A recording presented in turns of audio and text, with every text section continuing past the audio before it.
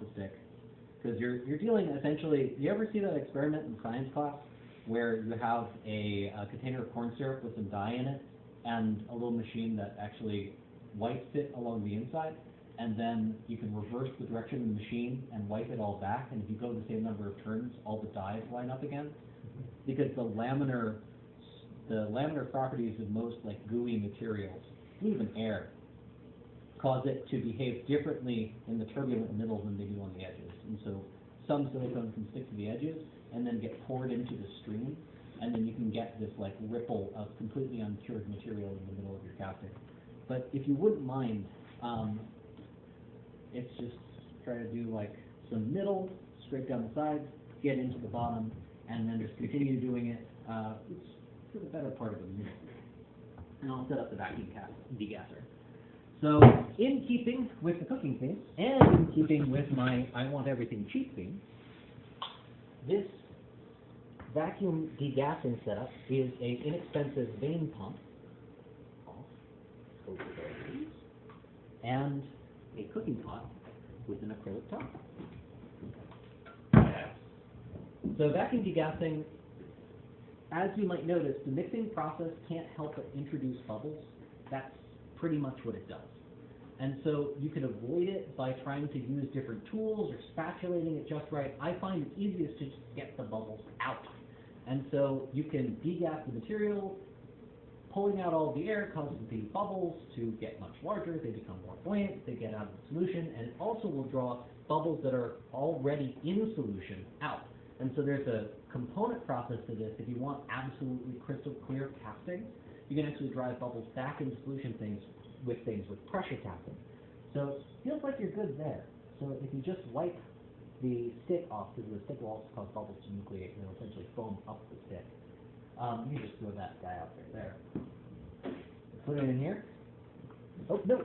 Sorry. There you go. Thank you. And then we degas. All right. So you can take your gloves off and thank you for your help. Groovy. That. All right. And then I'm going to point this away from the people towards myself because it spits out a little bit of oil because it's gross. No, there it is. This actually has been sitting on its side, so oil is all up in the veins. That should be a first fun minute. All right. It's gross. There. It's actually probably just stuck in the air filter. Yeah, it's in the air filter. That.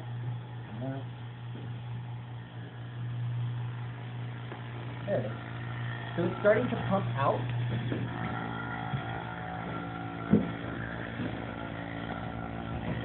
Go ahead. So just watch. This might spit a little bit of oil, so just be careful to be able to fly on fire.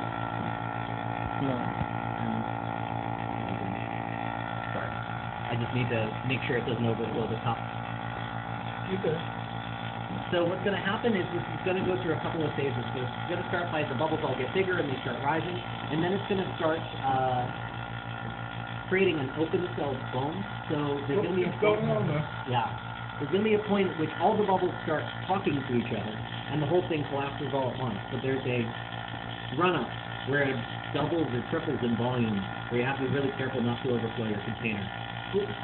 Thus, this thing having just a clear top. Oh my goodness. It's getting close now. Yeah, you can see the bubbles. See the bubbles starting to collapse. So these started out as almost unnoticeable, microscopic bubbles. So it's starting to do the collapsing thing, where now the bubbles are communicating, becoming really huge bubbles and then breaking down. There's a really cool video where some astronauts put an alka-seltzer inside of a drop of water on a wire. On the space shuttle, or International Space Station. And it behaved very similarly. They started with small bubbles, and then they got larger, and then they started as nucleation sites for the other bubbles, and it eventually became a dominant system like 1 or 2 bubbles. So that's what's happening here. Yes. So eventually this will all come down. If you vacuum degas this for like 10 or 15 minutes, so every bubble possible is gone, I'm not usually that anal. I usually wait until I can see a surface on here that just has a couple of bubbles on the top. You know, sort of like the surface of a glass of water that you just poured, where there are a couple of bubbles hanging out, but it's not bubble city. And so I'm guessing to get it correct will take about another minute. So I guess I have the opportunity to tell you about setup. So I was on a low-budget movie that starred a demon baby. So we had an animatronic prop that was actually a not demon baby that the studio had made years ago that had just been hanging around getting beat up. And the studio retouched it with a little bit of paint and makeup, and it was their demon baby for their ultra-low-budget movie. Is this AIP? Hold on a second. It's not exactly the biggest budget film I've ever worked on, but the idea was it had a couple of points of articulation. It had body movement, head, face, some expressions, and one fully articulated arm with fingers. And so it meant 3 puppeteers had to do the job of controlling this wire puppet. And so all of the wiring cabling was to it, and so it was a lot of pulleys, and there were a couple of remote control servos in the face. And most of the shots were like baby falls across room or baby like looks around the corner. But there was one shot where the baby had to like crawl towards a guy to like eat him or something. I don't remember the plot. But the menacingly, crawl menacingly. So it was a complicated shot, and we had to be underneath the baby. So they built a false floor, and they had the baby crawling towards the guy with the camera over top. And so all 3 puppeteers were underneath the floor, just sort of doing things, and then the director would say, more face, we want at least 20% more face, and we would just be like, okay, this is 20%, I'm giving you all I got. And towards the end of the shooting, they were like, okay, we've got enough baby crawling, let's start in with the blood.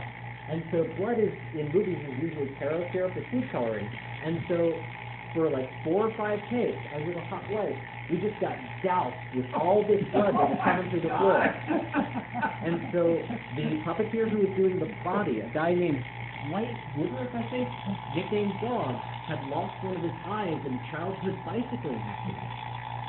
And I ended up glued to him physically. Carol syrup had dripped down, and the light had dried it out, and we were just adhered together. So that's how I was glued to a Cyclops instead of a horror movie. All right, and so if you watch the bubbles, you'll see as I let the pressure off, the bubbles just sort of become invisible again. Oh, yeah. I let the pressure off slowly because it whistles really loudly if you open this up full.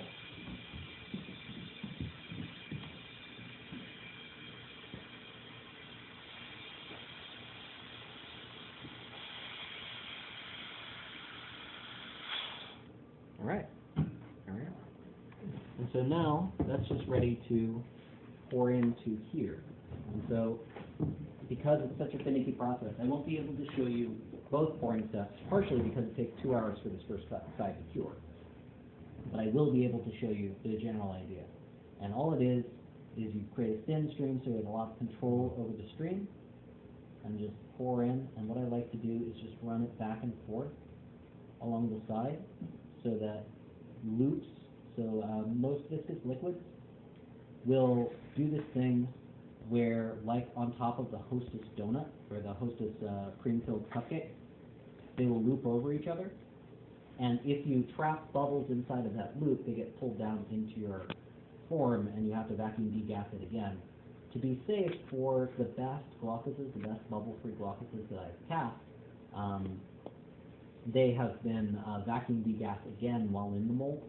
And so just to make sure I don't have any bubbles in there, the process I use, I've tried some pressure casting for this. It doesn't seem to help too much. It seems like vacuum degassing is the way to go.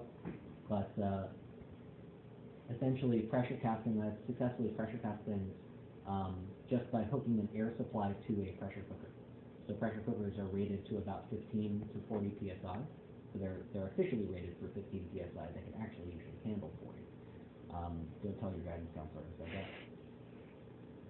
But I've done pressure casting, just pushing the bubbles back into things by hooking a shop air supply to the emergency outlet of a pressure cooker. And so as long as the emergency